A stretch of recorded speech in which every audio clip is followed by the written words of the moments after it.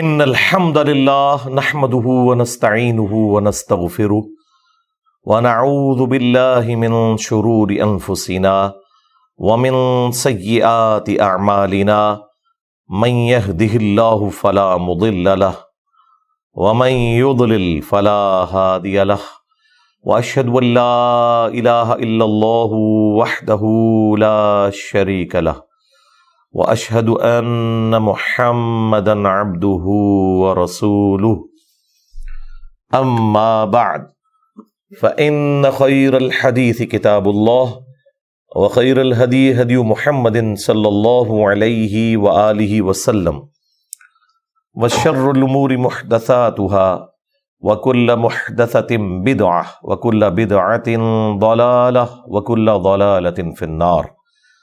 اعوذ باللہ السمیع العلیم من الشیطان الرجیم من ہمزہ ونفخہ ونفثہ. بسم اللہ الرحمن الرحیم. رب اشرح لی صدری ویسر لی امری واحلل عقدۃ من لسانی یفقہوا قولی. بسم اللہ الرحمن الرحیم. ان اللہ وملائکتہ یصلون علی النبی یا ایہا الذین آمنوا صلوا علیہ وسلموا تسلیما. اللہم صلی علی محمد وعلی آل محمد کما صلیت علی ابراہیم وعلی آل ابراہیم انک حمید مجید. اللہم بارک علی محمد وعلی آل محمد کما بارکت علی ابراہیم وعلی آل ابراہیم انک حمید مجید. اللہم ربنا آتنا فی الدنیا حسنہ وفی الآخرۃ حسنۃ وقنا عذاب النار. ربنا آتنا من لدنک رحمہ وہیئ لنا من امرنا رشدا. حسبنا اللہ ونعم الوکیل. یا حی یا قیوم برحمتک استغیث ولا حول ولا قوة الا باللہ العلی العظیم. آمین. الحمدللہ آج 20 اگست 2023 کو سنڈے کے دن ہماری یہ قرآن کلاس نمبر 158 کی اسٹوڈیو ریکارڈنگ ہونے جا رہی ہے. آج انشاءاللہ تعالی ہم قرآن حکیم کی سب سے یونیک، سب سے بہترین، انٹرسٹنگ سورت کا آغاز کرنے جا رہے ہیں، اور وہ ہے سورہ یوسف علی نبینا وعلیہ الصلاۃ والسلام. سورہ یوسف مکی سورت ہے، اور بیک گراؤنڈ اس کا یہ ہے کہ جب نبی صلی اللہ علیہ وآلہ وسلم کی مبارک دعوت آہستہ آہستہ مکہ کی سرزمین سے نکل کر دوسرے علاقوں میں پہنچی، تو ظاہر ہے کہ جن لوگوں کی چودھراہٹ سٹیک پہ لگ رہی تھی، انہوں نے آپ صلی اللہ علیہ وآلہ وسلم کی دعوت کو ملائن کرنے کے لیے مختلف قسم کے طریقے اور حربے اختیار کیے. ان میں سے ایک یہ بھی تھا کہ مشرکین عرب سے یہ بات کہلوائی گئی کہ اگر یہ شخص محمد صلی اللہ علیہ وآلہ وسلم واقعی اللہ کے پیغمبر ہیں تو ان سے پوچھو کہ تم ابراہیم علیہ السلام کے ساتھ اپنی نسبت کو جوڑتے ہو، ابراہیمی ہو نسلاً بھی اور عقیدے کے اعتبار سے بھی. تو ابراہیم علیہ السلام کا تو مسکن شام تھا، یروشلم. بنی اسرائیل شام سے کس طریقے سے شفٹ ہو گئے مصر کے اندر. مصر میں اور شام میں 1 مہینے سے زیادہ مسافت کا فرق ہے. تو اس سوال کے جواب میں اللہ کے محبوب صلی اللہ علیہ وآلہ وسلم کو اللہ تعالیٰ نے ایجوکیٹ کرتے ہوئے سورہ یوسف نازل فرمائی، اور اس چیز کا ذکر سورہ یوسف کے سٹارٹ میں ہی آ جائے گا کہ اس قرآن کے نزول سے پہلے آپ بھی اور آپ کی قوم بھی حضرت یوسف علیہ السلام کے اس واقعے سے بے خبر تھی،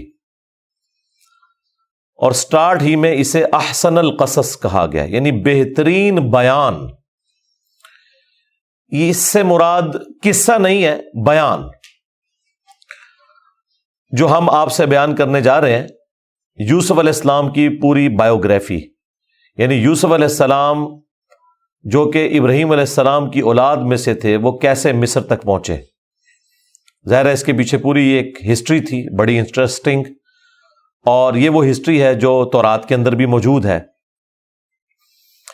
کیونکہ حضرت یوسف علیہ السلام کا زمانہ حضرت موسیٰ علیہ السلام سے بھی آلموسٹ 1400 سال پہلے کا ہے، اور موسیٰ علیہ السلام کا زمانہ حضرت عیسیٰ علیہ السلام سے 1400 سال پہلے کا ہے، یعنی آج سے آلموسٹ آپ سمجھ لیں یہ 5000 سال پہلے کی بات ہے۔ اور نبی علیہ السلام کو اللہ تعالیٰ نے وحی کے ذریعے ایک ایک تفصیل بتائی، اور پھر جس انداز میں بیان کی وہ واقعی اس صورت کا اعجاز ہے۔ ہمارے استاد ڈاکٹر اسرار صاحب رحمہ اللہ نے خود بیان القرآن کی ریکارڈنگ کے دوران یہ بات ریویل کی۔ وہ کہتے ہیں میرا قرآن کے ساتھ جو ایک ایکسٹراڈنری رشتہ ہے وہ سورہ یوسف کی وہ تفسیر پڑھ کر ہوا جو ان کے استاد مولانا مودودی رحمہ اللہ تعالی نے تفہیم القرآن میں اس کی تفسیر لکھی ہے۔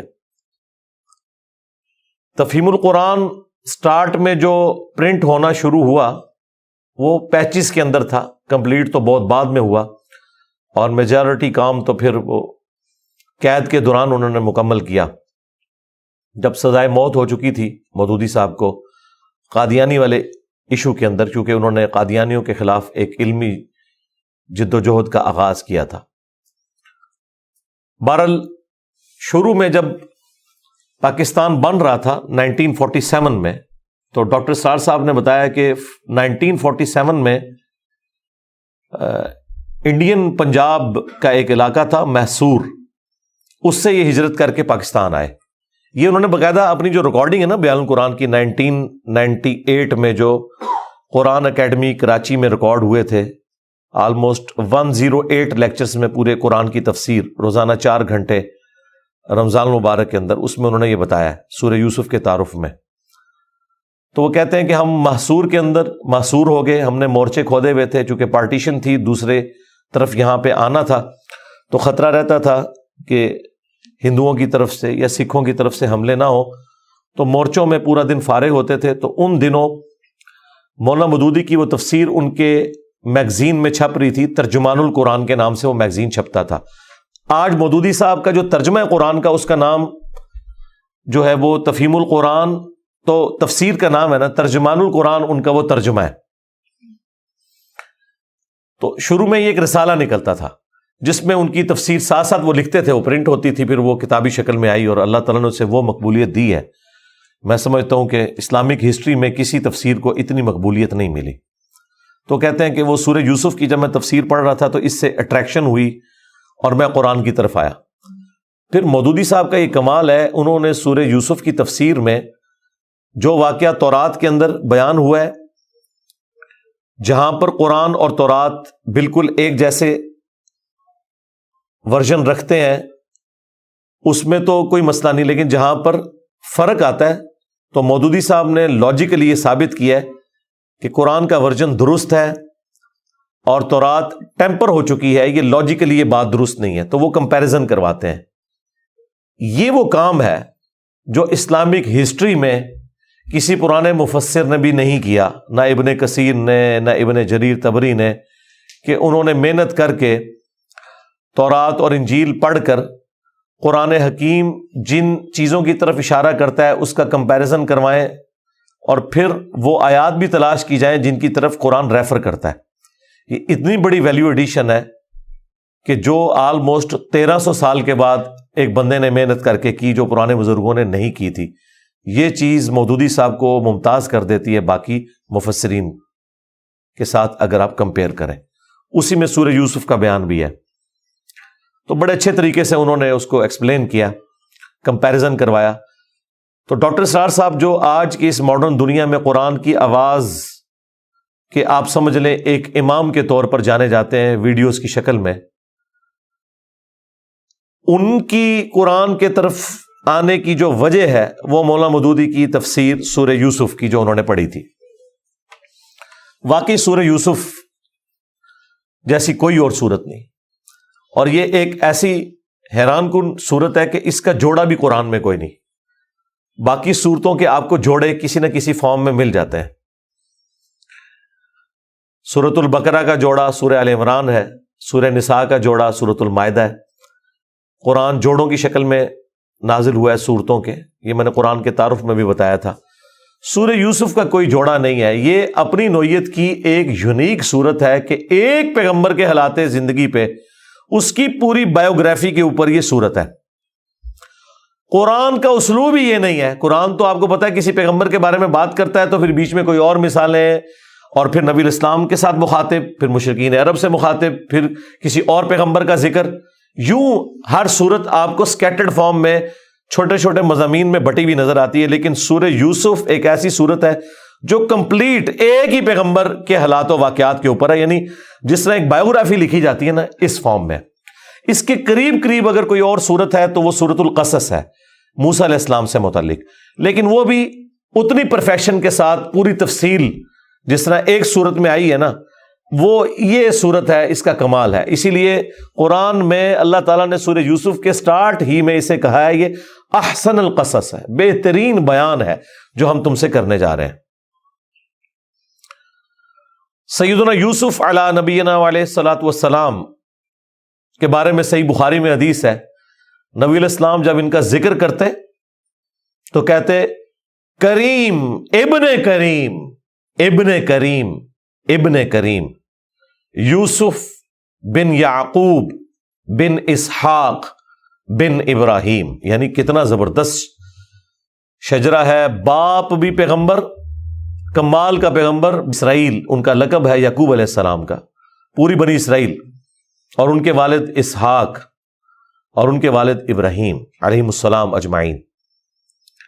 میں تو جب بھی سورہ یوسف پڑھتا ہوں نا جی, تو دل کی دھڑکن تیز ہو جاتی ہے, رکت طاری ہو جاتی ہے. یہ ایک ایسی صورت ہے جتنی بار آپ اسے سنیں تو آپ ایک وکھرے جہاں میں داخل ہو جاتے ہیں. کیا سوز و گداز ہے. ایک شخص جو اللہ کا پیغمبر ہے اسے اپنے بھائیوں سے تکلیف اٹھانی پڑ رہی ہے, جو کہ خود ایک پیغمبر کی اولاد ہے, کافر بھی نہیں ہے, اور پھر اللہ تبارک و تعالیٰ انہیں کہاں سے اٹھا کر اس وقت کی جو سب سے بڑی آپ سمجھ لیں امپائر تھی, اس کی سب سے کرٹیکل پوسٹ کے اوپر پہنچا دیتے ہیں. اور بیسیکلی اس میں نبی الاسلام کو بھی تسلی تھی کہ آج تو آپ کو مشرکین عرب کی تکلیفیں اٹھا کر مکے سے مدینہ ہجرت کرنی پڑ رہی ہے, لیکن ایک دن آئے گا کہ آپ فاتح کی حیثیت سے مکے میں واپس آئیں گے. جس طرح آپ کے قبیلے کے لوگوں نے, قریش نے, جو اعلان نبوت سے پہلے آپ سے اتنی محبت کرتے تھے کہ آپ کو صادق اور امین کہتے تھے, اس لیول پہ آپ سے دشمنی نبھائی کہ آپ کو اپنا علاقہ چھوڑنا پڑ گیا. ایک دن آئے گا انہی لوگوں میں آپ فاتح بن کر آئیں گے, اور اس وقت آپ بادشاہ ہوں گے, اللہ کے خلیفہ ہوں گے, اختیار آپ کے پاس ہوگا.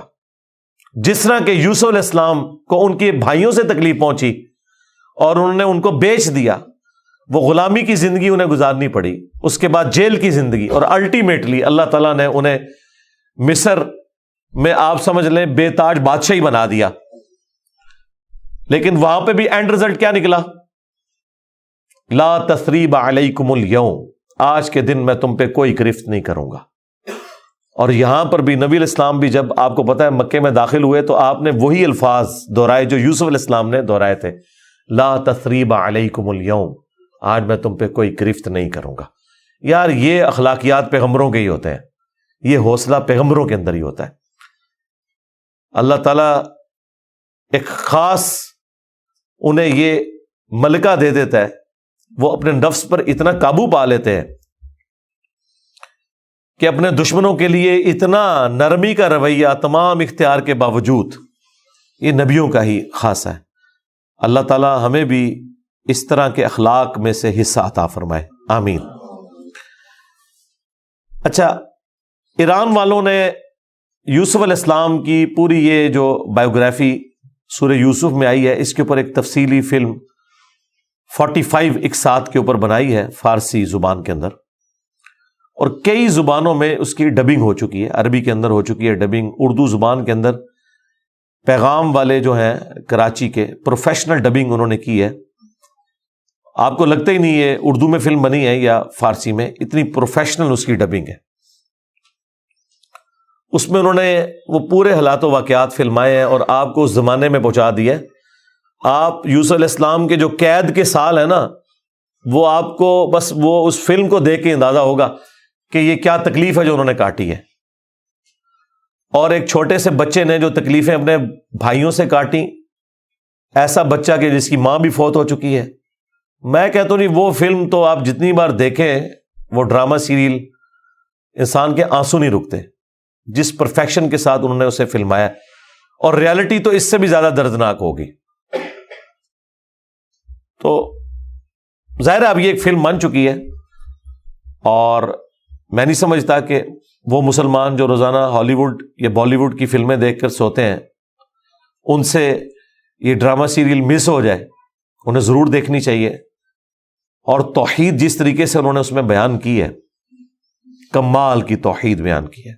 چند ایک جگہوں پہ آپ کو اختلاف ہو سکتا ہے، لیکن اوورآل جس طریقے سے انہوں نے اسے فلمایا، ایک صحیح ایمان جو ایک مسلمان کے دل میں جاگزی ہونا چاہیے، وہ انہوں نے واقعی اس کے اندر فلما دیا۔ میں شروع میں ایک بلو پرنٹ کے طور پر سورہ یوسف میں جو یوسف علیہ السلام کی بایوگرافی آئی ہے وہ بیان کر دیتا ہوں، مختصر سی، تفصیلی میں نہیں کروں گا تاکہ آپ کا ٹیسٹ خراب نہ ہو۔ پھر آپ جب ان آیات سے گزریں گے تو آپ اس ٹیسٹ کو فیل کریں گے۔ یوسف علیہ السلام چونکہ حضرت یعقوب علیہ السلام کے بیٹے تھے، اور ظاہر ہے کہ ان کی لیگیسی کو آگے کسی نے تو لے کے چلنا تھا۔ یوسف علیہ السلام کے 11 بھائی تھے، ان میں سے ایک بنیامین تھے، جو ایسے بھائی تھے کہ ماں اور باپ دونوں کامن تھے، اور باقی جو 10 بھائی تھے وہ دوسری والدہ سے تھے ان کے، وہ خالہ بھی لگتی تھی ان کی، یوسف علیہ السلام کی، اور ظاہر ہے کہ ماں بھی تھی کیونکہ ان کے والد نے ان سے نکاح کیا ہوا تھا۔ 10 بیٹے اس ماں سے تھے، 2 یہ تھے، اور آپس میں ان کا ایک حسد والا معاملہ ہو گیا شیطان کی وجہ سے۔ ظاہر ہے کہ اب باپ کی لیگیسی کو کس نے آگے لے کے چلنا ہے، وہ ظاہر ہے وہ تو باپ نے تو ڈیسائیڈ ہی نہیں کرنا، وہ تو اللہ نے ڈیسائیڈ کرنا ہے۔ اب یوسف علیہ السلام کو اللہ تعالیٰ نے ایک خواب دکھایا، اور خواب انبیاء کے حق میں وحی الہی ہوتا ہے۔ بخاری مسلم میں حدیث ہے کہ خواب نبوت کا 46واں حصہ ہے۔ حضرت ابراہیم علیہ السلام کو بھی خواب میں ہی دکھایا گیا تھا، سورہ صافات میں آتا ہے کہ میں اپنے بیٹے کی قربانی کر رہا ہوں، اسی لیے انہوں نے اسے ایگزیکیوٹ کرنے کی کوشش کی، اور اللہ تعالیٰ نے فدیہ بھیج دیا۔ لیکن ایگزیکیوٹ اتنی بڑی ایکٹیویٹی کو کرنا کہ بیٹا قربان کرنا، اسی لیے تھا کہ وہ وحی الہی تھا۔ یوسف علیہ السلام کو اللہ تعالیٰ نے چھوٹی عمر کے اندر ہی 10-12 سال کی عمر میں ہی یہ خواب دکھایا کہ 11 ستارے اور سورج اور چاند انہیں سجدہ کر رہے ہیں۔ اس خواب کا ذکر انہوں نے اپنے والد سے کیا۔ ظاہر ہے اس زمانے میں تو والد ہی ڈائریکٹ ٹریننگ کیا کرتے تھے اپنی اولاد کی، اور ایک بڑی فرینکنس ہوتی تھی، اور پھر نبی کی اولاد۔ حضرت یعقوب علیہ السلام کو پتہ چل گیا کہ میری اس نبوت کا وارث اب یہ ہونے والا ہے، یعنی 12 بچوں میں سے اس کے سر کے اوپر یہ تاج نبوت سجنا ہے۔ تو ظاہر ہے باقیوں نے تو حسد کرنا ہے، حسد تو آ ہی جاتا ہے، آدم علیہ السلام کے بیٹوں میں آیا تھا، تو یہ اولاد آدم والا ہی معاملہ ہے۔ بہرحال وہ حسد آیا۔ حضرت یعقوب علیہ السلام نے یوسف علیہ السلام سے کہا تھا کہ اس خواب کا ذکر تم نے اپنے بھائیوں سے نہیں کرنا، ورنہ وہ تمہارے خلاف کوئی نہ کوئی چال چلیں گے۔ لیکن بہرحال یہ خواب والی بات کسی طریقے سے لیک ہو گئی، یوسف علیہ السلام نے تو نہیں کی، لیکن شاید آپ کی بیوی نے سنی اور انہوں نے باقی بیٹوں تک بات پہنچا دی۔ بہرحال کچھ ہوا ایسا معاملہ، اور ان کو اس اعتبار سے بھی اشارے مل گئے کہ یوسف علیہ السلام کے ساتھ زیادہ برتاؤ ایکسٹراڈنری کرتے تھے یعقوب علیہ السلام، کیونکہ انہیں پتا تھا کہ یہ اللہ کے پیغمبر ہیں، اور انہوں نے اس توحید کی دعوت کو میرے بعد آگے لے کر چلنا ہے۔ حضرت یعقوب علیہ السلام کے جو باقی بیٹے تھے 10، 11واں تو خیر وہ چھوٹا تھا، وہ ان کا چھوٹا بھائی تھا، اس کے ساتھ تو مسئلہ کوئی نہیں تھا۔ وہ 10 بیٹوں نے اپنے باپ سے کہا کہ ہم دیکھتے ہیں کہ آپ بڑے پوزیسو ہیں یوسف کے معاملے میں، اسے آپ ہمارے ساتھ بھیجیں، یہ بھی ہمارے ساتھ کھیلا کودا کرے، جب ہم اپنے جانوروں کو چرانے کے لیے لے جاتے ہیں تو اس کو بھی ساتھ لے جائیں گے، تھوڑی اس کی بھی آؤٹنگ ہو جائے گی۔ تو حضرت یعقوب علیہ السلام کو یہ بات کلک کر گئی کہ یہ کچھ کرنا چاہتے ہیں۔ ان کو تو اندازہ ہی نہیں تھا کہ اتنی بڑی آزمائش ان کا انتظار کر رہی ہے۔ یار 40 سال کی جدائی، آپ امیجن کریں، اور قرآن میں آیا کہ وہ نابینا ہو گئے تھے رو رو کے، اس تکلیف سے وہ گزرے۔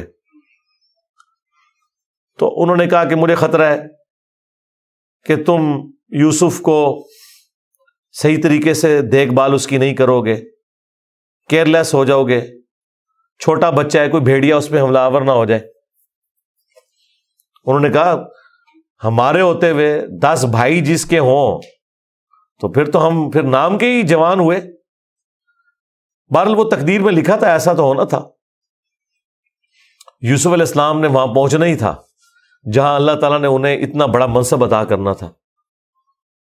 وہی ہوا، تنگ آ کے یعقوب علیہ السلام نے اجازت دے دی، وہ لے گئے یوسف علیہ السلام کو، اور پلان یہ بنایا کہ اسے قتل کریں گے، لیکن ایک بھائی تھا جو آڑے آ گیا، اس نے کہا قتل نہ کرو،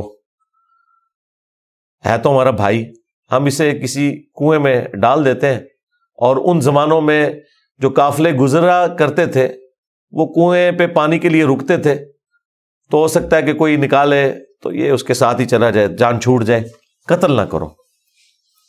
اور اس میں وہ یہ بھی کہتے ہیں کہ ہم اس وقت تو یہ ایکٹیویٹی کرتے ہیں، پھر بعد میں اللہ سے توبہ مانگ لیں گے، اللہ تعالیٰ بڑا بخشنے والا مہربان ہے، جو کچھ بھی ہے تیرے محبوب کی امت سے۔ یہ بھی قرآن میں نقل ہوا ہے، وہی سیم مینٹالٹی آگے چل رہی ہے، بعد میں نیک بن جائیں گے۔ اور انہوں نے ڈرامہ بازی یہ کی کہ یوسف علیہ السلام کے کرتے کے اوپر کسی بھیڑیے کا خون مال لیا اور کہا کہ ہم تو اسے سامان کے پاس چھوڑ کے گئے تھے، پیچھے سے بھیڑیا آیا اور یوسف کو کھا گیا، اور یہ اس کی قمیض ہے۔ عشاء کے وقت روتے ہوئے آئے، رات کے وقت قرآن کے الفاظ ہیں۔ حضرت یعقوب علیہ السلام کو سمجھ آ گئی کہ یہ میری آزمائش شروع ہو گئی ہے، کیونکہ توحید ایک ننگی تلوار ہے۔ انہیں سمجھ آ گئی تھی کہ میں نے اپنے بیٹے سے جو اتنی شدید محبت رکھی ہے نا، اللہ تعالیٰ مخلوق کی محبت کو برداشت نہیں کرتا، ایٹ لیسٹ ایک پیغمبر کے دل میں اس ایکسٹریم لیول کے اوپر جا کر۔ تو میری آزمائش شروع ہو گئی اب۔ تو انہوں نے کوئی بحث نہیں کی، انہوں نے کہا میں صبر کروں گا جو کچھ ہوا۔ ان کو پتا تھا کہ یہ اب اللہ کا فیصلہ ہے، کرنے سے کچھ نہیں ہونا۔ جو کوئی تھوڑی بہت کوشش کی وہ کی، انہیں اینڈ پہ ان کا میں اب صبر ہی کروں گا، جو اللہ اس کے لیے فیصلہ کرے۔ وہی ہوا، ایک قافلہ وہاں سے گزر رہا تھا، انہوں نے پانی کے لیے ڈول ڈالا، اور یوسف علیہ السلام کو اللہ تعالیٰ نے قرآن میں آیا کہ یوسف کو ہم نے تسلی دی کہ ایک دن آئے گا کہ تم اپنے بھائیوں کو بتا دو گے جو انہوں نے یہ غلطی کی تھی، ہم تمہیں سرخرو کریں گے۔ بہرحال ابھی تو تمہارے لیے یہ طے ہو گیا، اور ظاہر جبرائیل علیہ السلام آنا شروع ہو گئے چھوٹی عمر میں ان کے پاس، ان کی تسلی کے لیے، اسی لیے ڈھارس بندی۔ انہوں نے پانی کے لیے ڈول ڈالا، یوسف علیہ السلام نے وہ پکڑا اور باہر نکل آئے، اور بھائی جو ہیں چھپ کے یہ منظر دیکھ رہے تھے۔ انہوں نے کہا یہ نہ ہو یہ پھر واپس آ جائے۔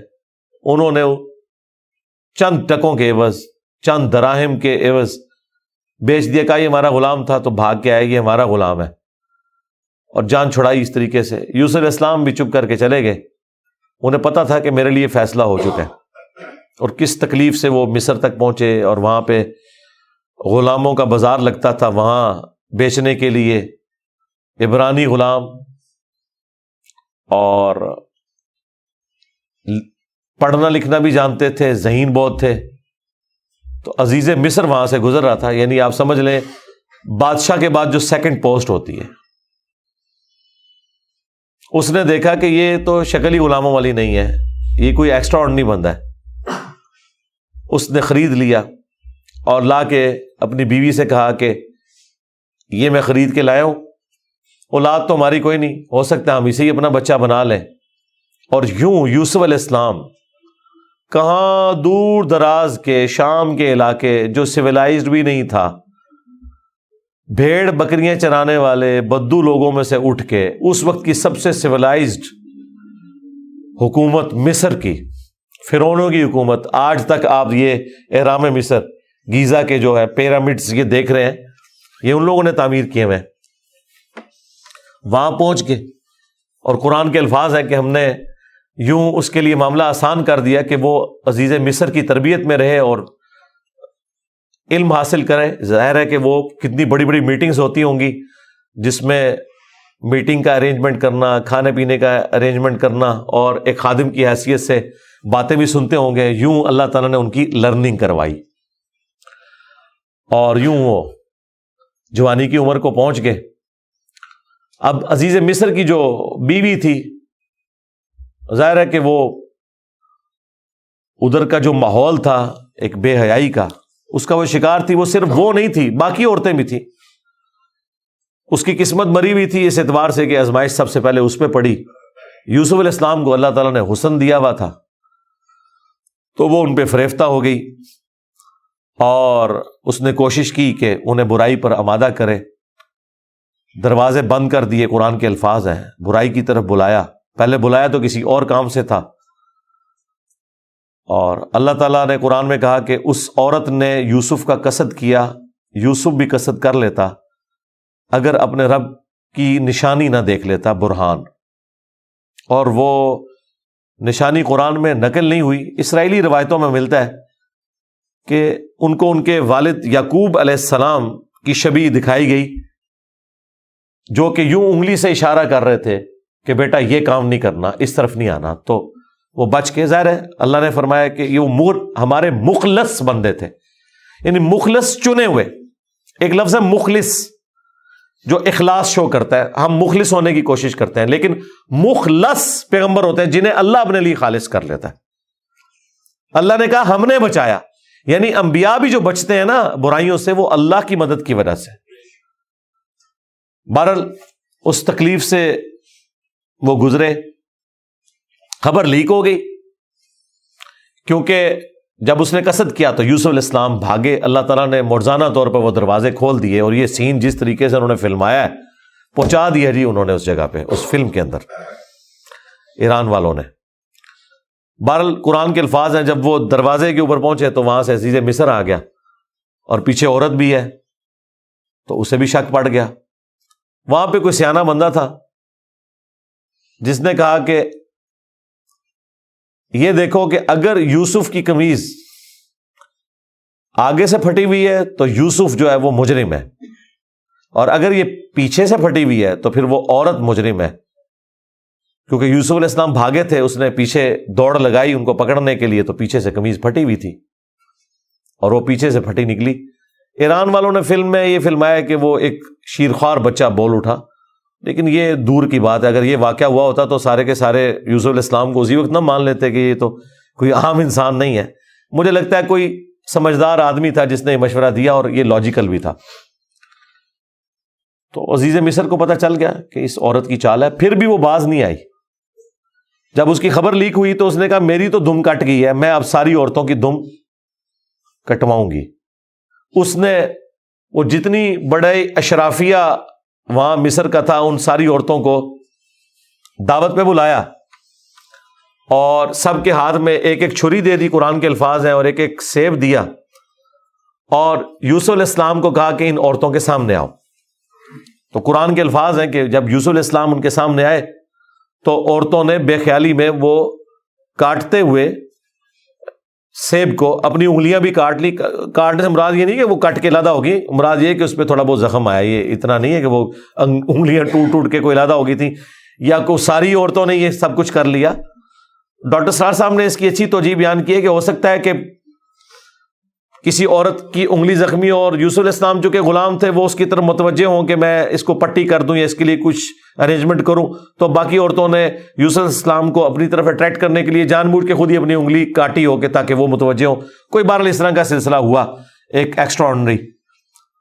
اور جب یہ حالت ہوئی تو اس نے پھر کہا کہ ہاں یہ تھا جس کے لیے تم مجھے بات کر رہی تھی، تم لوگ بھی تو اس میں گرفتار ہو گئے. اور پھر اس کی ڈٹائی ہے، اس نے کہا کہ میں اسے برائی کی طرف بلا رہی ہوں، اگر اس نے یہ میری بات نہ مانی تو میں اسے جیل میں ڈلوا دوں گی. تو یوسف علیہ السلام نے دعا کی کہ یا اللہ مجھے جیل قبول ہے اس برائی کے عوض کہ میں تیرا مجرم بنوں. دیکھیں کوئی گناہ بھی نہیں کیا، برائی سے بچے ہیں. ہم ہوں تو ہم کہ ہمیں انعام ملے، وہ کہہ رہے ہیں مجھے انعام میں جیل مل جائے کہ میں ان کے شر سے بچ جاؤں. بہرحال پھر وہ بہانہ کر کے ان عورتوں نے جھوٹے الزامات لگا کے یوسف علیہ السلام کو جیل میں ڈلوا دیا. یوسف علیہ السلام بھی راضی تھے، ٹھیک ہے چلے گئے. آلموسٹ 9 سے 10 سال تک وہ جیل میں رہے. اور وہ جیل کا جو انہوں نے سین فلمایا ہے وہ بندہ دیکھ نہیں سکتا. جو وہاں پہ کس پرسی کی حالت تھی بال انہوں نے گزاری، لیکن آپ کے اخلاق سے متاثر ہو کے دعوت توحید بھی وہاں پہ پہنچی. اور اسی دوران 2 ایسے قیدی تھے کہ ان دونوں نے الگ الگ خواب دیکھے اور انہوں نے یوسف علیہ السلام سے کہا کہ آپ اچھے بھلے معلوم ہوتے ہیں، اگر آپ تعبیر بتا سکتے ہیں. انہوں نے کہا میں اس کی تعبیر جو بتاؤں گا وہ تعویل ہوگی، پھر وہ مقدر ہو جائے گی. اور وہ خواب انہوں نے اپنا بیان کیا. ایک نے خواب یہ بیان کیا کہ میں نے یہ دیکھا کہ میں اپنے رب یعنی اپنے اس بادشاہ کو شراب نچوڑ کے دے رہا ہوں. دونوں کے قتل کے فتوے جاری ہو چکے ہوئے تھے. تو یوسف علیہ السلام نے اسے کہا کہ تم عنقریب چھوٹ جاؤ گے. دوسرے نے دیکھا کہ میرے سر کے اوپر روٹیوں کا ایک ٹوکرا ہے اور اس سے جانور پرندے کھا رہے ہیں، تو ان کا تم سولی دیے جاؤ گے اور تمہاری لاش سے جانور کھائیں گے. اور وہی ہوا. اور قرآن کے الفاظ ہیں کہ جسے نجات ملنے والی تھی اسے یوسف علیہ السلام نے کہا کہ جب تم چھوٹ جاؤ تو اپنے بادشاہ سے میرا ذکر کرنا کہ میرے ساتھ یہ زیادتی ہوئی ہے. لیکن قرآن کے الفاظ ہیں کہ شیطان نے وہ ذکر بھلا دیا. ظاہر ہے اللہ نے تو کوئی اور ہی فیصلہ کیا ہوا تھا. اور یوں آلموسٹ 9 سے 10 سال ان کے جیل میں کٹ گئے، یہاں تک کہ اس بادشاہ کا جو بیٹا ہے وہ تخت نشین ہوا اور اس نے خواب دیکھا. ظاہر بادشاہ کو اللہ تعالیٰ اس طرح کے خواب دکھایا کرتا تھا. مخلوقات کو دیکھنے کی ذمہ داری اللہ تعالیٰ نے بادشاہوں کے اوپر ہی رکھی ہوئی ہے جو ان کے انڈر رعایا ہے. کہ 7 دبلی پتلی گائے جو ہیں وہ نیل سے نکل کے 7 موٹی گایوں کو کھا رہی ہیں، اور 7 خشک بالیاں ہیں اور 7 جو ہیں وہ ہری بالیاں ہیں. اب یہ بڑا ایک ایکسٹراڈنری خواب تھا. اس نے اپنے وہ سارے تعبیر بتانے والے بلائے، سب کے سب عاجز آ گئے. تو وہ جو چھوٹ چکا تھا ایک قیدی، وہ بادشاہ کا بڑا قریبی تھا جو اسے شراب بنا کے دیتا تھا، اسے یاد آیا کہ ہاں ایک شخص قید میں ہے. اور یاد کب آیا؟ دیکھیں 9-10 سال کے بعد. اس نے کہا میں ایک ایسے شخص کو جانتا ہوں کہ جو آپ کو اس کی تعبیر بتائے گا. تو وہ بادشاہ نے کہا ٹھیک ہے اسے لے آؤ یہاں پہ. یوسف علیہ السلام نے تعبیر بتا دی جو باقی معبر نہیں بتا سکے. بادشاہ کو بھی لگا یہ تعبیر اسی طریقے سے ہے کہ 7 خوشحالی کے سال آئیں گے اور اس کے بعد 7 سال آئیں گے 7 ایئرز قحط سالی کے، جس میں آپ یہ والا غلہ جو سٹور کیا ہوگا وہ استعمال کریں گے اور پھر اس کے بعد بارش ہوگی. 7 سال تک بارش نہیں ہوگی. اور ان 7 سالوں کے لیے آپ نے اپنی وہ والی گندم سنبھال کے رکھنی ہے جو ان خوشحالی کے 7 سالوں میں خوب پیداوار ہوگی. تو بادشاہ نے کہا انہیں بلا کے لاؤ. انہوں نے کہا نہیں، پہلے میرا وہ مسئلہ حل کریں جو میرے اوپر الزامات لگا کے ان عورتوں نے اندر کیا. پھر بہرحال وہ معاملہ بھی سیٹل ہوا. عورتوں نے مان لیا کہ یوسف علیہ السلام کی کوئی غلطی نہیں تھی. پھر یوسف علیہ السلام عزت کے ساتھ لائے گئے بادشاہ کے پاس، اور انہوں نے خود کہا کہ مجھے وزیر خوراک بنا دیں، میں امین بھی ہوں اور ان معاملات کو ہینڈل بھی کر سکتا ہوں۔ پھر انہوں نے جس طریقے سے ان معاملات کو ہینڈل کیا اور کہا کہ آپ نے گندم کے دانوں کو بالیوں سے باہر نہیں نکالنا، یہ سٹوریج کا طریقہ بھی یوسف علیہ السلام کو اللہ تعالیٰ نے سکھایا۔ یوں گندم خراب نہیں ہوتی، سال ہر سال آپ استعمال کر سکتے ہیں۔ آج بھی گندم اسی طریقے سے سٹور ہوتی ہے۔ اب وہ 21 سالی صرف مصر تک نہیں تھی، شام تک بھی پھیل چکی تھی، اور وہی بھائی بالآخر گندم کی تلاش میں مصر آئے۔ انہیں تو پتہ ہی نہیں تھا کہ ان کا بھائی یہاں کا بے تاج بادشاہ بن چکا ہے۔ یوسف علیہ السلام نے انہیں پہچان لیا۔ ان تو سوچا ہی نہیں تھا کہ یہ سب کچھ ہوا، کوئی اس وقت انٹرنیٹ کوئی اس طرح کی تو چیز ہے ہی نہیں تھی۔ تو یوسف علیہ السلام نے انہیں غلہ دیا اونٹ بھر کے، اور جاتے ہوئے خادمین کو کہا کہ ان کی جمع پونجی بھی آپ نے ان کے اسی سامان کے اندر رکھ دینی ہے تاکہ یہ متاثر ہوں اور اگلی دفعہ پھر آئیں۔ اور پھر ان سے انٹرویو کیا تو انہوں نے کہا ہمارے تو اس طرح بھائی ہیں، ایک بھائی ہے وہ ہمارے والد صاحب تو اس کو اپنے سے جدا نہیں ہونے دیتے، اس کے اندر وہ اپنے اس بیٹے کو تلاش کرتے ہیں جسے بھیڑیا کھا گیا تھا، اور وہ بیٹا سامنے تھا۔ یوسف علیہ السلام کے بارے میں اللہ تعالیٰ فرماتا ہے کہ یوسف علیہ السلام یہ باتیں سن رہے تھے اور دل ہی دل میں کہہ رہے تھے کہ تم ظالم ہو، لیکن اللہ کی طرف سے اجازت نہیں تھی۔ ان کا اچھا پھر تم دیکھ رہے ہو اس بھائی کا بھی سامان میں تمہیں دیتا ہوں، اگلی بار اس بھائی کو ساتھ لے کے آؤ گے ورنہ میں تمہیں سامان نہیں دوں گا۔ ظاہر ہے کسی بہانے سے تو بلانا تھا نا۔ اور واپس جب پہنچے انہوں نے دیکھا یہ تو اتنا فیاض بادشاہ ہے، اس نے تو ہماری وہ جمع پونجی جو بھی تھا، کوئی کاٹن لے کے گئے تھے یا اس وقت تو بارٹر سسٹم ہوتا تھا نا، وہ واپس کر دی ہے۔ تو اپنے والد سے کہا کہ آپ اپنا وہ بیٹا بھی بھیجیں، وہ تو بڑا اچھا بادشاہ ہے۔ تو ان کا نا ایک دفعہ تم اسی کے بھائی کو لے گئے تھے، وہ واپس نہیں آیا، اس کو تو میں اب الگ نہیں کروں گا۔ ان کا ابا جی پھر بھوکے ہی مریں گے۔ آپ کون سے شیخ عبد القادر جیلانی ہے کہ آپ نگاہ مار کے یہ کچھ کر لیں گے؟ ہاں تو اور کیا، گندم کے لیے انبیاء ان کی اولادیں، اور یہ تو ہمیں سکھاتے ہیں کہ جی بڑے سے بڑا غوث قطب ابدال کسی صحابی کے پاؤں کی خاک بلکہ گھوڑے کے قدموں کی خاک نہیں ہے۔ تو قرآن میں تو کچھ اور ہی مل رہا ہے۔ اب بڑی فاقے آ جائیں گے، کیا کریں؟ ان کا ٹھیک ہے، بس دوسرا بھی اب دیتا ہوں۔ اور پھر اس میں انہوں نے ایک جملہ بولا کہ قریب ہے کہ اللہ تعالیٰ مجھے میرا یوسف بھی واپس کر دے۔ انہیں پتا چل گیا کہ ابھی بھی میری آزمائش باقی ہے، میں نے یوسف کو بنیامین میں تلاش کرنا شروع کر دیا تھا، ابھی بھی وہ والی کامل توحید جو اللہ کو ریکوائرڈ ہے نا، جو پیغمبر سے ریکوائرڈ ہے، ایکسٹرا آرڈنری، والذین آمنوا اشد حبا للہ، اس کا بھی اعلیٰ ترین درجہ۔ تو انہوں نے کہا بہرحال مجھ سے پکا عہد کرو کہ اس بھائی کو واپس لے کے آؤ گے یہاں تک کہ سارے قتل ہو جاؤ، پھر تو معافی ہے، ادروائز تم لوگ زندہ واپس آئے اور اس کو نہ لائے میں تمہیں معاف نہیں کروں گا۔ ان کا جی ابا جی عہد کرتے ہیں جی، میں فکر ہو جائے آپ، ایسے ہی ہوگا۔ لے گئے۔ اب وہاں تو یوسف علیہ السلام نے پلان کیا تھا، جاتے ہی انہوں نے بنیامین کو تو اپنے پاس بلا کے کہا کہ میں تیرا وہ گم شدہ بھائی یوسف ہوں، بلکہ ان کی نظر میں تو وہ سمجھ لیں فوت ہی ہو چکے تھے، اور کہا کہ اپنے بھائیوں کو نہیں بتانا تم نے، میں ایک طریقے سے تمہیں یہاں روکوں گا کیونکہ بادشاہ کے قانون میں تمہیں روک نہیں سکتا۔ تو اس کے لیے قرآن میں الفاظ ہیں کذالک کدنا لیوسف، ہم نے یوسف کو یہ تدبیر سکھائی تھی، ایک ہیلا سکھایا کہ وہ بادشاہ کا ایک قیمتی پیالہ تھا جو بنیامین کے سامان میں انہوں نے واپسی پہ رکھوا دیا، اور جب وہ واپس جانے لگے تو پیچھے سے آواز لگائی گئی قافلے والوں تم چور ہو۔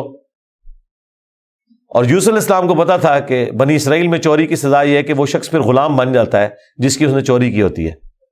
ان کا بتاؤ اگر کوئی چور نکلا، ان کا جی جس کے سامان میں نکلا وہ آپ رکھیں اس بندے کو۔ تو انہوں نے مختلف جگہ سے شروع کیا، بنیامین سے سٹارٹ نہیں کیا ورنہ تو پلان ڈسکلوز ہو جاتا۔ الٹیمیٹلی بنیامین کے سامان میں سے نکلا۔ تو انہوں نے کہا ہاں اس کا بھائی بھی اسی طرح چور تھا، اندازہ کریں ہر جگہ وہ ٹھونگ مارتے سن نال نال۔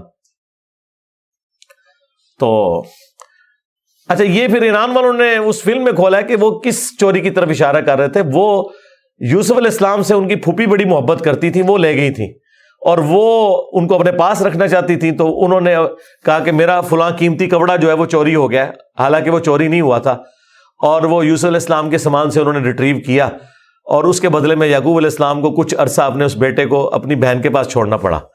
تو یہ ان کو کلک کر گیا آئیڈیا، یہی والا آئیڈیا انہوں نے اپنے بھائیوں کے اوپر بھی اپلائی کیا، اور ان کے بھائیوں کا بھی اشارہ اسی طرف تھا کہ اس نے تو بچپن میں اس کا بڑا بھائی بھی چور تھا، حالانکہ اس نے چوری نہیں کی ہوئی تھی، نہ ادھر چوری والا معاملہ تھا۔ بہرحال ان میں سے ایک بھائی نے کہا بھائی میں تو اب واپس نہیں جاؤں گا، میں تو ابے سے عہد کر کے آیا ہوں کہ بھائی میں تو اپنے بھائی کی یاد میں ادھر ہی رہوں گا جب تک کہ کوئی معاملہ نہ ہو، تم لوگ جاؤ نا ذرا اور جا کے ابا جی کو ساری صورتحال بتاؤ، اور بتاؤ کہ تمہارا یہ بیٹا چور نکلا ہے اور ہم لاکھ قسمیں کھائیں، آپ نے ماننا نہیں ہے۔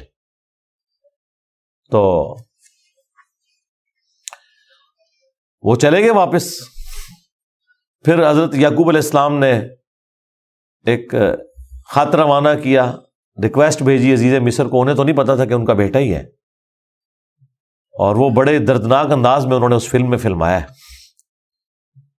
الٹیمیٹلی جب وہ اگلی دفعہ واپس آئے، انہوں نے کہا ہمارے ابا جی تو پہلے ہی نابینا ہو چکے ہیں، اب یہ 2 جدائیاں کیسے برداشت کریں گے، آپ رحم کریں، ہم پہ ترس کھائیں۔ پھر یوسف علیہ السلام نے کہا کہ تمہیں یہ ساری باتیں اس وقت نہیں یاد آئیں، تمہیں یاد نہیں تم نے اپنے بھائی کے ساتھ کیا کیا تھا؟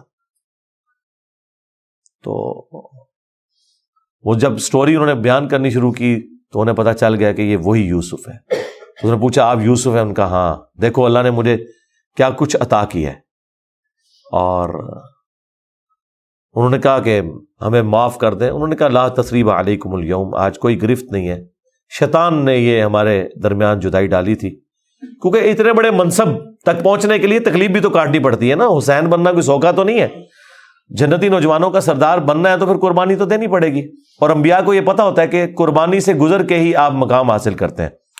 انہوں نے کہا کہ یہ میری قمیص لے جاؤ، اللہ تعالیٰ نے وحی کے ذریعے مجھے بتائی ہے یہ بات، جا کے میرے والد کی آنکھوں پہ ملو، اللہ تعالیٰ ان کی بینائی کو واپس کرے گا۔ اور یوں وہاں سے ایک قاصد نکلا، وہ کرتا لے کے یوسف علیہ السلام کا، قرآن کے الفاظ ہیں، حضرت یعقوب علیہ السلام کہتے ہیں کہ اگر تم مجھے مفند نہ سمجھو، وہی المحند اور المفند قرآن میں الفاظ ہیں یہ، یعنی یہ نہ سمجھو کہ میرا دماغ سٹھیا گیا ہے، تو مجھے تو یوسف کی خوشبو آ رہی ہے۔ اچھا یوسف کی خوشبو اس وقت نہیں آئی جب وہ بک کے جا رہے تھے، کیونکہ اللہ تعالیٰ نے پردہ ڈالا تھا، ادھر اللہ نے یوسف کی خوشبو، بہرحال وہی بشارت لے کے آیا، آنکھوں کو لگائی، بینائی واپس آ گئی، اور ساتھ خط آیا کہ اب آپ واپس آئیں، یہاں پہ میرے پاس آ جائیں اور بنی اسرائیل کو شفٹ کریں۔ وہ سارے ود فیملی وہاں شفٹ ہوئے، وہاں یوسف علیہ السلام آل نال تھے، انہوں نے ایک قطعہ زمین ان کو دیا، اور یوں بنی اسرائیل وہاں پہ آباد ہو گئے، اور پھر حکومتی لیول پہ رہے، یہاں تک کہ وہاں پہ ایک نیشنل موومنٹ غالب آئی اور ان کو غلام بنا لیا گیا، جو کسی زمانے میں بادشاہت انجوائے کر رہے تھے۔ اور پھر ان غلاموں میں اللہ تعالیٰ نے حضرت موسیٰ علیہ السلام کو مبعوث کیا اور فرعونیوں سے نجات دلوائی، ایک منجی اور ہادی بنا کے۔ اور پھر وہ جاتے ہوئے المستدل الحاکم میں آتا ہے، یوسف علیہ السلام نے وصیت کی تھی کہ جب کبھی بنی اسرائیل یہاں سے شفٹ ہو تو میری لاش بھی لے جانی ہے، پھر وہ لاش بھی لے گئے، اس پہ میری تفصیلی ویڈیو ریکارڈ ہے، آپ یوٹیوب پہ دیکھ سکتے ہیں۔ یہ پورے کا پورا ایک معاملہ تھا، اور پھر وہ آخر میں وہی ہوا کہ سجدہ تعظیمی کیا یوسف علیہ السلام کو ان کے بھائیوں نے اور ماں باپ نے۔ ان زمانوں میں سجدہ تعظیمی جائز تھا، جس طرح کہ آدم علیہ السلام کو فرشتوں نے کیا، اور اس امت میں حرام ہو گیا۔ ابو داؤد میں اور ترمذی میں حدیث ہے کہ اگر میں سجدہ تعظیمی جائز سمجھتا تو بیویوں سے کہتا کہ اپنے خاوندوں کو کریں اس حق کے سبب۔ ابو داؤد میں تو الفاظ ہیں، ایک صحابی نے حضور کو سجدہ کیا، آپ نے فرمایا سر اٹھا کیا کر رہا ہے، جب میں فوت ہو جاؤں گا تم میری قبر سے گزرو گے تو کیا مجھے سجدہ کرو گے؟ انہوں نے کہا نہیں یا رسول اللہ۔ فرمایا مجھے کیوں سجدہ کر رہے ہو؟ اگر میں سجدہ جائز سمجھتا تو بیویوں سے کہتا کہ اپنے خاوندوں کو کریں۔ اور یہ سجدہ تعظیمی، سجدہ عبادت ہمیشہ سے اللہ کے لیے رہا ہے۔ جبرائیل علیہ السلام نے حضرت آدم کو سجدہ عبادت نہیں کیا، سجدہ تعظیمی تھا۔ ان زمانوں میں ٹو باؤ ڈاؤن بھی ہوتا تھا، جھکا بھی جاتا تھا۔ ہمارے نبی علیہ السلام پر اللہ تعالیٰ نے جو ختم نبوت فرمائی تو توحید بھی ایسی کامل کی ہے کہ اب یہ سب کے سب معاملات ختم، ختم نبوت کی برکت سے کشف، الہام، یہ سب کچھ ختم غیر نبی کے اوپر، سوائے بخاری مسلم میں ہے مبشرات، وہ بھی خواب۔ وہ اللہ کی طرف سے بھی ہو سکتے ہیں، شیطان کی طرف سے بھی ہو سکتے ہیں، نفس کی طرف سے. وہ تو وقت پورا ہوگا تو پتہ چلے گا یہ سچا ہے یا جھوٹا ہے. باقی نبی الاسلام نے کہا اب یہ نبوت کی خبریں ختم ہو چکی. اگلے زمانوں میں یہ ہوتا تھا، اللہ تعالیٰ غیبی خبریں دیا کرتا تھا غیر انبیاء کو بھی. اور اگلے زمانوں میں یہ بھی تھا کہ سجدہ تعظیمی ہوتا تھا. اللہ تعالیٰ نے توحید بھی اس امت میں کامل کی کہ سجدہ تعظیمی بھی حرام کر دیا، اور اب کسی کے لیے سجدہ نہیں ہے. بل وہ سجدہ کیا تو حضرت یوسف علیہ السلام نے کہا ابا جان یہ دیکھ لیں، یہ تعبیر ہے میرے اس خواب کی جو میں نے وہ بچپن میں دیکھا تھا. سرکار وہ خواب بڑا دیکھا ہے، وہ تعبیر ہوندے اس کا مزہ لوٹنے کے لیے 40 سال کی مشقت، جدائی، وہ بڑی تکلیف دہ چیز ہے. وہ جو آخری سین انہوں نے فلمائے ہیں نا، یعقوب علیہ السلام اور یوسف علیہ السلام کی جو ملاقات والا سین ہے، وہ بندہ دیکھ نہیں سکتا. اس زمانے میں انہوں نے پہنچا دیا جی. جو ایران والوں نے وہ ڈرامہ سیریل بنائی ہے 45 اقساط کے اندر. بہرحال الٹیمیٹلی اللہ تعالیٰ نے اس سے نبی الاسلام کو بھی بتایا کہ اگر آپ اس تکلیف سے گزر رہے ہیں نا، تو یوسف علیہ السلام نے بھی تکلیف کاٹی. ہمارے نبی کی تکلیف پھر اس لیول پہ نہیں گئی. اللہ تعالیٰ نے 8 سال کے اندر ہی فتح مکہ کروا دیا. لیکن بہرحال انبیاء کو کیسی کیسی تکلیف اٹھانی پڑتی ہیں. یہ واقعات سننے میں بڑے انٹرسٹنگ تو فیل ہو رہے ہیں، لیکن جب آپ وہ فلم دیکھیں گے نا تو آپ کو اندازہ ہوگا کہ جس پہ یہ گزر رہی تھی اس کے لیے کتنی تکلیف دہ چیز تھی. ایک ایک لمحے پہ تکلیف جوڑی ہوئی تھی، اس کو ہم امیجن بھی نہیں کر سکتے. آج بات کرنا آسان ہے. اللہ تعالیٰ نے انبیاء کرام علیہ السلام کو تکلیف سے گزار کر مرتبہ دینا ہوتا ہے. ہمارے نبی علیہ السلام کو بھی اللہ تعالیٰ نے اتنا جو اعلیٰ مقام عطا فرمایا تو اس کے اگینسٹ پھر انہیں تکلیف بھی برداشت کرنی پڑی. نہیں جی، یہ آلموسٹ ہمارے 50 منٹ ہونے والے ہیں، اور میں نے سورہ یوسف پورا بلو پرنٹ کے اندر بیان کر دیا. اب ہم چند ایک آیات کور کر لیتے ہیں، اور اب اگلی کلاسوں میں جب آپ یہ آیات کور کریں گے تو ایک ایک چیز آپ کی آنکھوں کے آگے سے گزرے گی، اور آپ کو اس کا ٹیسٹ بھی فیل ہوگا، اور فلم دیکھی ہوگی تو ایک ایک سین آپ انجوائے کریں گے. اعوذ باللہ من الشیطان الرجیم، بسم اللہ الرحمن الرحیم. الف لام را، حروف مقطعات ہیں، اللہ اور اس کے نبی کے درمیان کوڈ ورڈز ہیں. تلک آیات الکتاب المبین، یہ آیتیں ہیں روشن کتاب کی، قرآن کی اور لوح محفوظ کی بھی، کیونکہ قرآن بل ہوا قرآن مجید فی لوح محفوظ. انا انزلناہ قرآنا عربیا لعلکم تعقلون، بے شک ہم نے قرآن کو نازل کیا ہے عربی زبان کے اندر تاکہ تم خوب سمجھ سکو. اب اس سے آپ اندازہ کریں کہ قرآن اس لیے نازل ہوا ہے کہ آپ نے سمجھنا ہے، تو اردو والوں کو چاہیے پھر قرآن اردو میں پڑھیں. یہاں کہتے ہیں نہیں ہم ثواب کما رہے ہیں، اللہ تعالیٰ کہہ رہا ہے قرآن میں نے اس لیے تمہاری زبان میں نازل کیا تاکہ تم سمجھ سکو. تو اس کے ذریعے پوری امت کو بھی خطاب ہے کہ جس کی زبان میں ہے وہ اس زبان میں سمجھے، یا تو عربی سیکھے، اگر عربی نہیں سیکھ سکتا تو ٹرانسلیشن پڑھے. نحن نقص علیک احسن القصص، ہم آپ سے بیان کرنے والے ہیں ایک بہترین قصص میں سے ایک قصہ یا بیان، بما اوحینا الیک، جو ہم نے وحی کی ہے آپ کی طرف، ھذا القرآن، یہ قرآن، وَإِن كُنْتَ مِن قَبْلِهِ لَمِنَ الْغَافِلِينَ، اور اس قرآن کے نزول سے پہلے آپ اس واقعے کے معاملے میں غافل تھے، آپ کو نہیں پتا تھا. یعنی وہ جو علم غیب والا عقیدہ وہ بھی کلیئر ہو گیا کہ نبی الاسلام کی ایجوکیشن بھی قرآن کے ذریعے اللہ تعالیٰ نے آپ کو غیبی خبریں دی اور یہ پورا واقعہ بیان کیا.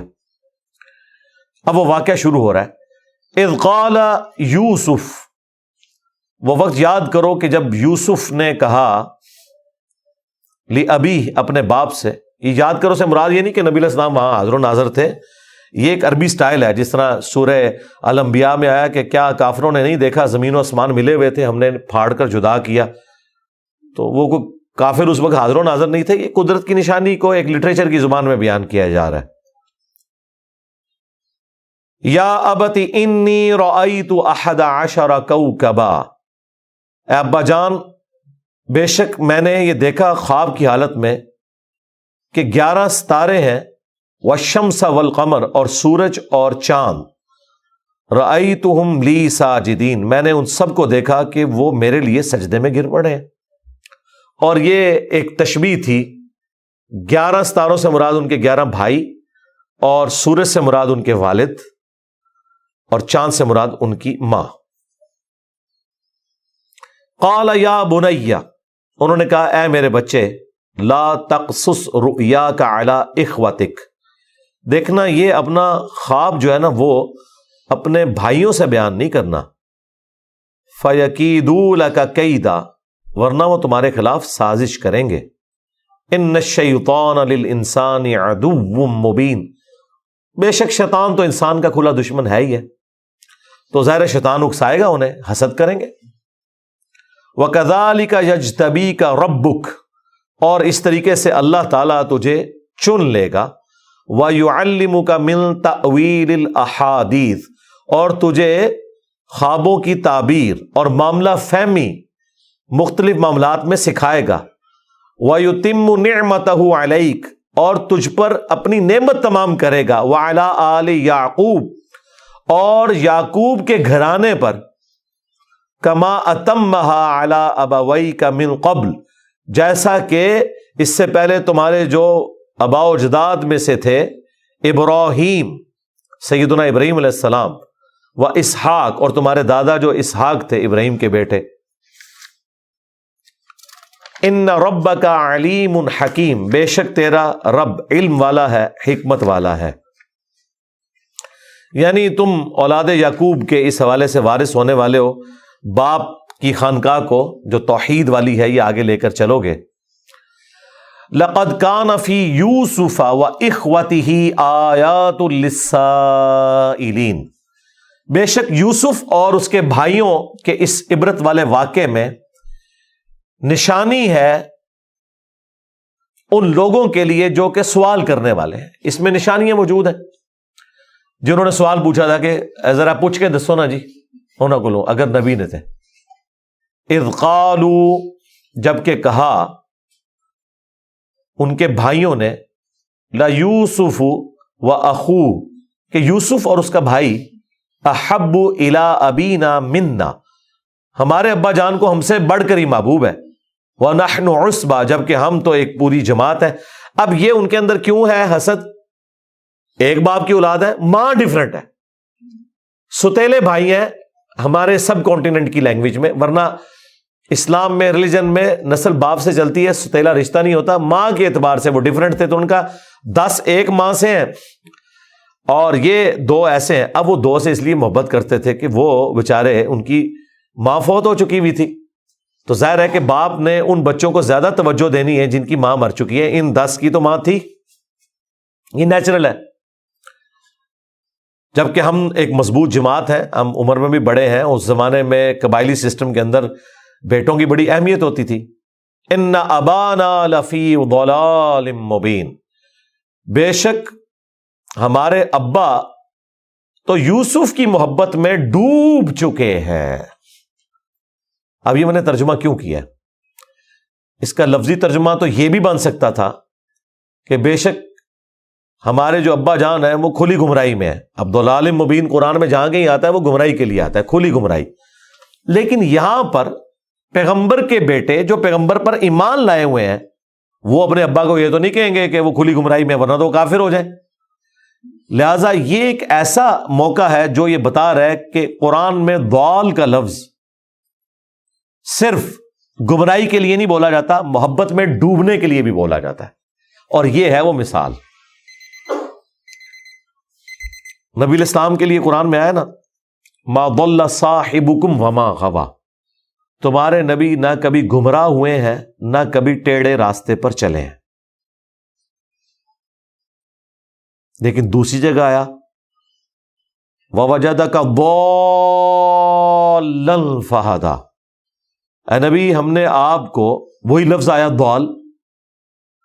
ضال پایا اور اپنی طرف راہ دے دی۔ تو وہاں پہ اب ترجمہ ہم گمراہی نہیں کرتے، کیا کرتے ہیں؟ اپنی محبت میں خود رفتہ پایا تو ہدایت کی اعلیٰ ترین منزل پر پہنچا دیا۔ ڈیٹم لیول کی ہدایت تو ہر پیغمبر میں پیدائش سے لے کر اعلان نبوت تک ہوتی ہے، لیکن اعلیٰ درجے کی ہدایت یہ ہے جب اس پہ وحی کا سلسلہ شروع ہو. تو بعض لوگ یہ اعتراض کرتے ہیں کہ آپ یہ ترجمہ کیوں کرتے ہیں, یہ تو اعلیٰ حضرت کا ترجمہ ہے. تو اعلیٰ حضرت نے جو ترجمہ کیا وہ قرآن کی اس آیت کے تحت کیا, ان ابانا لفی ضلال مبین, بے شک ہمارے ابا جان تو یوسف کی محبت میں غرق ہو چکے ہیں.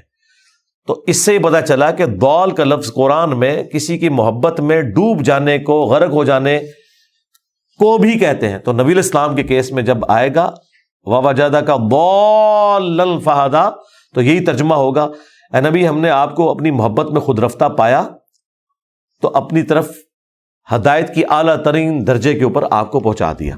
کیونکہ دوسری جگہ جب آ گیا مَا ضَلَّ صَاحِبُكُمْ وَمَا غَوَىٰ, نہ نبی کبھی گمراہ ہوئے ہیں نہ کبھی بے راہ چلے. یہ وہی ضال لفظ ہے نا, غیر المغضوب علیہم ولا الضالین. لہذا یہ ایک ہی لفظ ہے. پیغمبروں کے حق میں آئے گا تو محبت میں ڈوبنا, خود رفتگی اللہ کی جانب, اور گمراہوں کے لیے جب یہ لفظ استعمال ہوگا تو اس سے مراد گمراہی. عربی زبان میں ایسا ہوتا ہے, قرائن بتاتے ہیں. مولا لفظ آقا کے لیے بھی استعمال ہوتا ہے اور غلام کے لیے بھی ہوتا ہے, بالکل اپوزٹ ورڈ. صوبان کو کہا جاتا ہے مولا رسول اللہ, سفینہ جو غلام تھے مولا رسول اللہ, وہ نبی علیہ السلام کے مولا تھے, آقا نہیں محبوب, کیونکہ نبی علیہ السلام نے ان کو آزاد کیا ہوا تھا. زید بن حارثہ بھی مولا تھے. اچھا, جب آقا اپنے غلام کو آزاد کرے وہ پوری زندگی ذہنی طور پہ تو اسی کے ساتھ اٹیچ رہتا تھا کہ اس نے مجھے آزاد کیا, اس لیے اسے مولا کہا جاتا تھا. اور وہ جو مولا غلام ہوتا تھا اس کا مولا بھی وہ آقا ہوتا تھا. وہاں مولا کا معنی جو ہے وہ سرپرست کے ہے, اور مولا کا ایک معنی محبوب بھی ہے. یہ سارے معنی ہیں. تو قرآن حکیم میں یا عربی زبان کے اندر الفاظ کا چناؤ ایک جیسا ہوگا, لیکن وہ قرائن بتائیں گے یہ کس کانٹیکسٹ میں آیا. ولد الحرام وہ بچہ جو آؤٹ آف ویڈلاک پیدا ہوا ہے, اور مسجد الحرام حرمت والی جگہ. حرام ایک ہی لفظ ہے, دو مختلف جگہ آپ اس کا ترجمہ اور مفہوم ڈفرنٹ انداز میں کرتے ہیں. اچھا, اس طرح کی جو دو چار باتیں کو مولوی سیکھ جاتے ہیں نا, اینڈ تک کہتے ہیں دیکھیں قرآن ڈائریکٹ نہیں پڑھنا چاہیے, بندہ گمراہ ہو جاتا ہے. اتنا فرق ہے, ایک ہی لفظ ہے ضال, ایک ہی لفظ ہے حرام, اور یہ کوئی 8-10 ٹوٹل چیزیں ہیں. ہم وہ ان پڑھ لوگوں کو بھی سکھا دیتے ہیں, اس کے بعد یہ نہیں کہتے قرآن ڈائریکٹ نہیں پڑھنا چاہیے. ہم کہتے ہیں سیکھ لو بھائی, قرآن نصیحت کے لیے دنیا کی آسان ترین کتاب ہے, کیونکہ نصیحت ہر انسان کی ضرورت ہے. اسی لیے قرآن میں ایک ہی سورت میں 4 دفعہ آیا وَلَقَدْ يَسَّرْنَا الْقُرْآنَ لِلذِّكْرِ فَهَلْ مِن مُدَّكِرٍ. ہم نے قرآن کو نصیحت کے لیے آسان کر دیا, ہے کوئی سمجھنے والا؟ ہاں, جو قرآن کے سائنٹیفک فیکٹس ہیں یا باقی تفصیلات جو عام بندے کی ضرورت نہیں ہے, کبھی خاص موقع پہ کسی کی ضرورت ہو سکتے ہیں, اس میں تو ظاہر ہے, اس میں تو مفتی کو بھی سائنس نہیں آتی, اور 1000 آیات فزیکل فینومینا آف نیچر کے اوپر ہے. اس میں ظاہر ہے جیولوجی, ایسٹرونومی, باٹنی, ایمبریولوجی, اس سے متعلق جو آیات ہیں وہ تو پھر آپ کو گورا ہی بتائے گا. تو آپ یہ تو نہیں کہیں گے ہمارا مفتی ان پڑھ ہے, ایسا نہیں ہے. تو علماء سے آپ نے وہ مسائل سیکھنے ہیں جو ان کی فیلڈ کے ہیں, سائنٹسٹ سے آپ نے وہ سیکھنے ہیں جو ان کی فیلڈ کے ہیں. اور جہاں تک نصیحت کا تعلق ہے, وہ ایک عام آدمی کو بھی ایاک نعبد و ایاک نستعین کا ترجمہ یہی سمجھ آئے گا کہ میں نے اللہ ہی سے دعا کرنی ہے. وہ کوئی راکٹ سائنس نہیں ہے. نصیحت والی جتنے چیزیں, جھوٹ بولنے سے بچنا ہے, حرام کاری سے بچنا ہے, لوگوں کے ساتھ خیر خواہی کرنی ہے, وعدہ خلافی نہیں کرنی, ماں باپ کے ساتھ حسن سلوک کرنا ہے, نماز کو قائم رکھنا ہے, یہ وہ ساری بنیادی جو نصیحت کی چیزیں ہیں, یہ کوئی راکٹ سائنس نہیں ہے. یہ قرآن آپ پڑھیں اپنی زبان کے اندر, صحابہ کرام اکثریت لکھنا پڑھنا بھی نہیں جانتے تھے, ان کی زبان میں تھا, دنیا کے امام بن کے قرآن کو سن کے. آج وہی قرآن ہر فرقے کے مولوی نے ترجمہ کر کے فرقے والوں کے حوالے کیا ہے, تو یقیناً پیسے کمانے کے لیے نہیں کیا, اس لیے کیا کہ تاکہ پبلک یہ پڑھے. وہ آپ پڑھیں, اللہ تعالیٰ آپ کو ہدایت دے گا. وہ جسٹ لائک ویسے ہی جیسے صحابہ کرام عربی میں قرآن پڑھتے تھے, آپ اردو میں قرآن پڑھیں, اور اللہ تعالیٰ انشاءاللہ تعالیٰ آپ کو ہدایت دے گا. اللہ تعالیٰ سے دعا جو حق بات میں نے کہی ہمارے دلوں میں راسخ فرمائے. اگر جذبات میں میرے منہ سے کوئی غلط بات نکل گئی تو اللہ تعالیٰ ہمارے دلوں سے دھو ڈالے اور ہمیں معاف بھی فرما دے. ہمیں کتاب و سنت کی تعلیمات پر عمل کر کے دوسرے بھائیوں تک پہنچانے کی توفیق عطا فرمائے. سبحانک اللہم و بحمدک اشہد ان لا الہ الا انت استغفرک و اتوب الیک وما علینا الا البلاغ المبین. جزاکم اللہ خیرا.